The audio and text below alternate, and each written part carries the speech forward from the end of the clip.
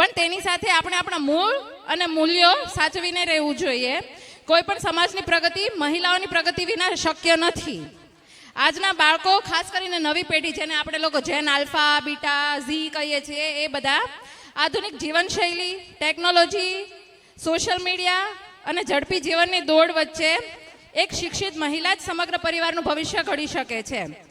એક સંસ્કારી નારી આવનારી દરેક પેઢીને સંસ્કાર આપી શકે છે અને એક સશક્ત દીકરી જ સમાજને નવી દિશા આપી શકે છે. નારી માત્ર સંબંધ નથી નિભાવતી, એ તો આખા પરિવારને જીવતો રાખે છે. તો શિક્ષણ વિશે થોડી વાત કરવા આપણી વચ્ચે છે ભોજાણી ભાવનાબેન, જેઓ ભાવનગર સ્વામી સહજાનંદ કોલેજમાં કોમર્સના પ્રોફેસર છે. ગુડ મોર્નિંગ, શુભ સવાર બધાને. અને વ્યવસ્થા કરવા ટીચર બોલાવવા પડ્યા છે તમારી માટે. એકવાર જોરદાર તાળીઓ પાડો આ બહેનો માટે. ખૂબ ઓછા સમયમાં બહુ મહેનત કરી છે. કારણ કે શરૂઆત કરીને ત્યારે પ્રભાબેન મને મળ્યા હતા, મને રસ્તામાંથી ગોતી લીધી. બોલો, સ્કૂટર ઊભી રાખીને કીધું કે બેન આવું આયોજન કરીએ છીએ, સપોર્ટ કરશો? મેં કીધું હા, શારીરિક સપોર્ટ નહીં થાય તો બાકી રીતે જે પણ સપોર્ટ થાય એ કરશું. એટલે પ્લીઝ પહેલાં એક રિક્વેસ્ટ એ કરું કે બધા છે ને સપોર્ટ કરો એ બહેનોને.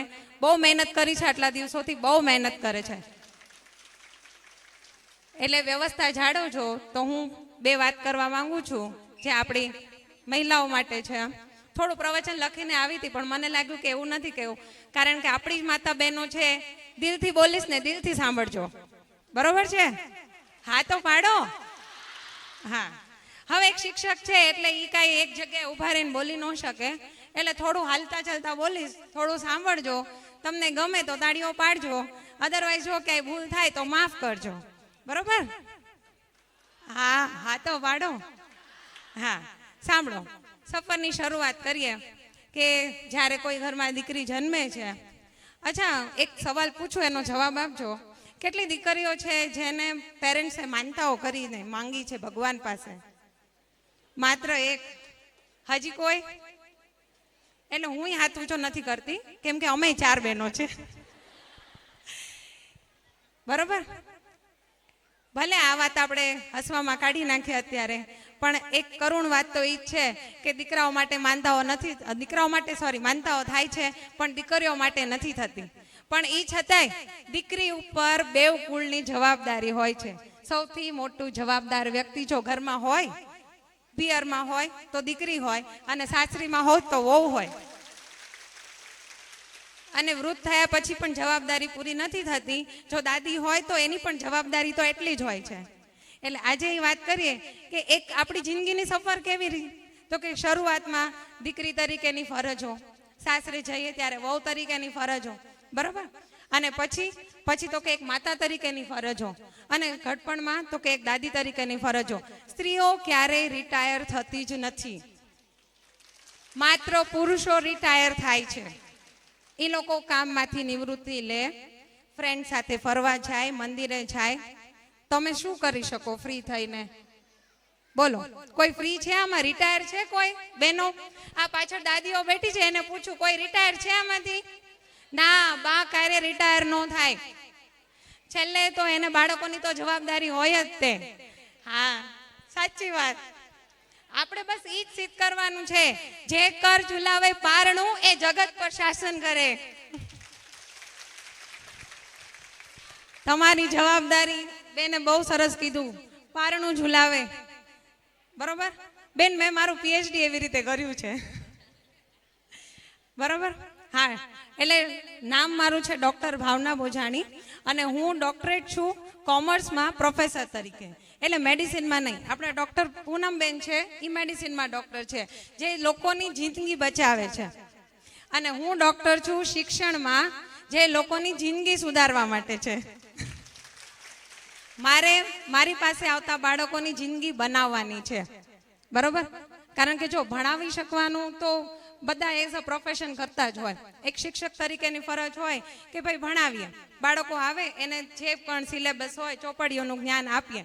પણ એક શિક્ષક તરીકે અમારી મહત્વની ફરજ શું હોય છે, તો કે જે બાળક આવે છે એનામાં પ્રગતિના વિચારો નાખીએ. એ કાંઈક સમાજમાં બને, સમાજમાં કાંઈક સારું નામ કરે. એ વસ્તુ અમે અપેક્ષિત કરીએ. અને છેલ્લે એટલી જ અપેક્ષા કરીએ કે વર્ષો પછી જો ક્યાંક મળ્યું હોય ને તો એમ કે મેમ તમે કરેલા પ્રયત્નો છે એ સાર્થક થયા, એટલે એ અમારી સૌથી મોટી સફળતા. કારણ કે સફળતા હંમેશા પૈસામાં નથી આંકી શકાતી, બરોબર? સફળતા આપણે એમ કહીએ કે કોઈ વ્યક્તિ છે એ કરોડપતિ છે તો જ સફળ છે, એવું નથી. વ્યક્તિ સફળ છે એ આ રીતે પણ સફળ હોય. હવે આ શિક્ષણની સફર કઈ રીતે શરૂ થઈ તો એ તમને કહું કે શિક્ષણની સફર એટલે શરૂ થઈ કે સ્ત્રીઓને ઘરમાં જેટલું જોઈએ એટલું માન સન્માન કદાચ મળતું નથી. કારણ કે સ્ત્રીઓ જે ઘરમાં કામ કરે છે એની માટે કોઈ મૂલ્ય આપવામાં આવતું નથી. સ્વીકારો છો ને આ વાત? હા. અને મફતના કામની તો શું જ કિંમત હોય?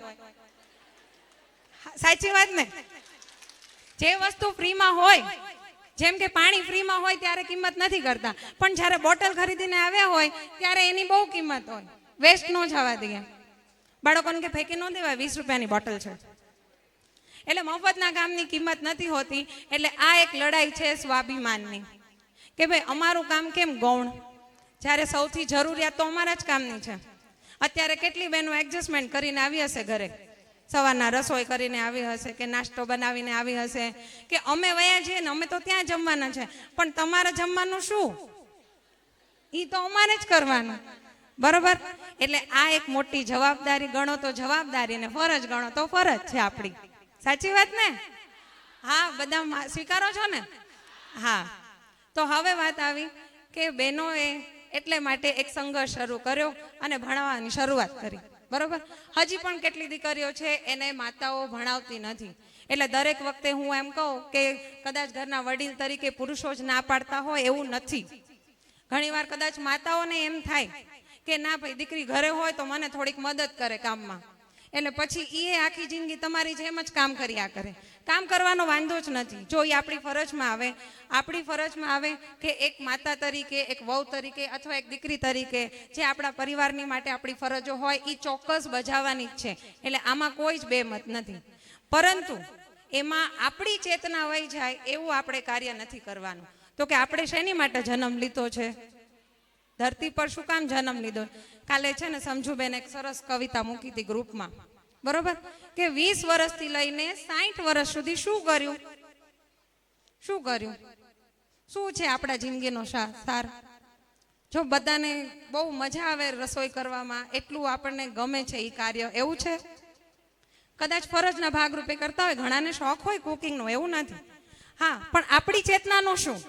મતલબ આપણને જે કામ ગમે તેનું શું? એવું કામ કરો જેમાં તમને મજા આવે. કાંઈ એવું કામ સ્વીકારી શક્યા આખી જિંદગી 20 વર્ષથી યા તો 15 વર્ષથી જ્યારથી આપણે સમજણા થયા ત્યારથી એવું કયું કામ આપણે કર્યું કે જેમાં આપણને એમ થયું કે ના આ મેં મારા મનથી કામ કર્યું, આ કામ કરવામાં મને બહુ મજા આવી? બોલો, એવું કયું કામ કર્યું? કોઈ હાથ ઉપર કરીને જવાબ આપી શકે? અહીંયા મંચસ્થ પર બેઠેલા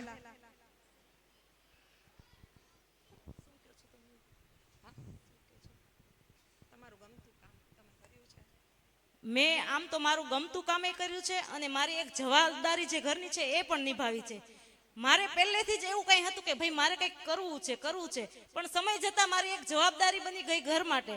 એટલે મેં મારો એક બિઝનેસ શરૂ કર્યો. એ બિઝનેસે મારા ઘર, મારા છોકરાઓને ભણતર આ તે બધું પૂરું પાડ્યું છે. એટલે એ મેં કામ કર્યું એ મેં મારી જવાબદારી સાથે કર્યું, પણ મને એક શોખ હતો કે મારે કંઈક કરવું છે એટલે થયું. ખાલી જવાબદારી હોત ને તો એ ન થાત, અને ખાલી શોખ હોત તો પણ ન થાય, પણ બંને સાથે હતું એટલે એ થયું છે. એટલે બહેનો, એવું નથી કે આપણે જવાબદારી હોય તો જ કરીએ. તમે ગમે એ પ્રવૃત્તિમય રહેશો ને તો તમારું મન છે ને એક ફ્રેશ રહેશે અને તમે નવા લોકોને મળી શકશો, તમને બધે ઓળખાણ પણ ઊભી થશે. જોરદાર તાળીઓ. તો એવા કોઈ શોખ, કોઈ ચેતના આપણામાં પણ હોય જેને આપણે ઉજાગર કરીએ અને આપણી જિંદગી જીવવાનો કોઈ ધ્યેય બનાવીએ. હા, નાની દીકરીઓ છે એને ચોક્કસ આપણે ભણવાની આઝાદી આપીએ, બરોબર? એને એની જિંદગીમાં જે ધ્યેય સિદ્ધ કરવા હોય એ ધ્યેય સિદ્ધ કરી શકે એની માટે આપણે પૂરતું પ્રોત્સાહન આપીએ. આપણે એવું ન સમજીએ કે દીકરી છે પારકા ઘરે જશે, હું એની ઉપર ખર્ચો કરું છું તો પછી મારું શું. પ્લીઝ, બાળકને એક ઇન્વેસ્ટમેન્ટ તરીકે આપણે ન જોઈએ, એમાં આપણી ભલાઈ છે. એવું ન વિચારો કે આપણું બાળક છે એ આપણું ઇન્વેસ્ટમેન્ટ છે. ના, બરોબર, આપણી એક લાગણીના સંબંધ હોવા જોઈએ આપણા બાળક માટે.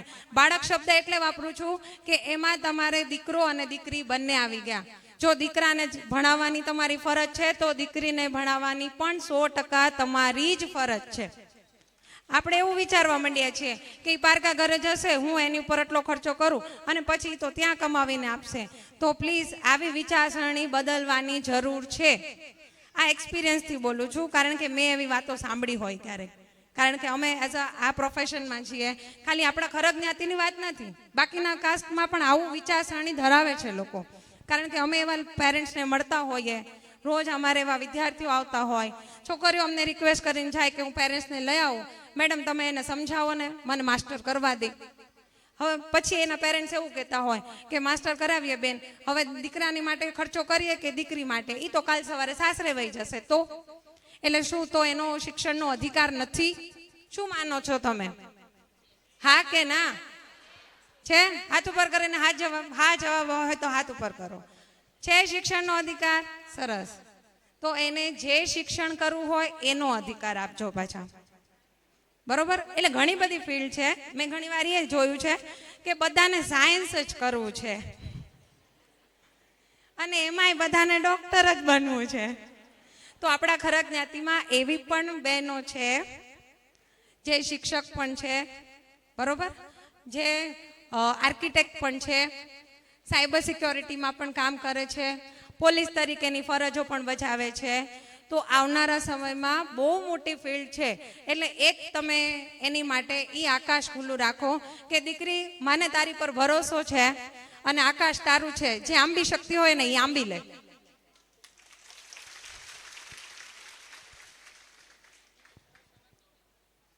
હા, સાચી વાત છે. એટલે મેં વિશ્વાસની વાત કરી. દીકરી, પછી જેટલું તમને આકાશ આંબવાનું કીધું છે ને, તમારી માતાનો ભરોસો ક્યારે ન તોડતા. કારણ કે અત્યારે તમને એ વસ્તુ સમજાતી નથી. હું તમને એક સાદી ભાષામાં એવું સમજાવું કે જ્યારે એક દીકરી ખરાબ પગલું ભરે છે ને, એની જે અસર છે એ ઘણી બધી દીકરીઓ વગર વાકે ભોગવે છે. આ વસ્તુ ખાસ નોંધી લેજો.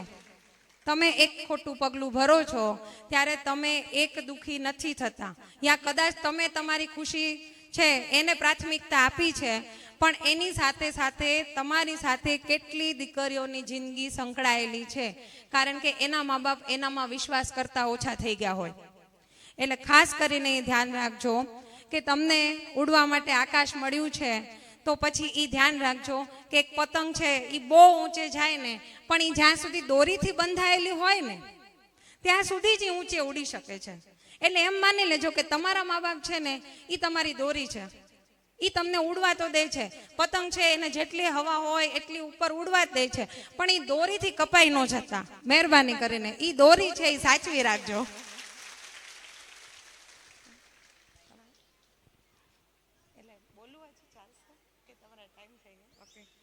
સારું, તમે બધાએ મને ખૂબ શાંતિથી સાંભળી, તમે પ્રતિસાદ પણ આપ્યો.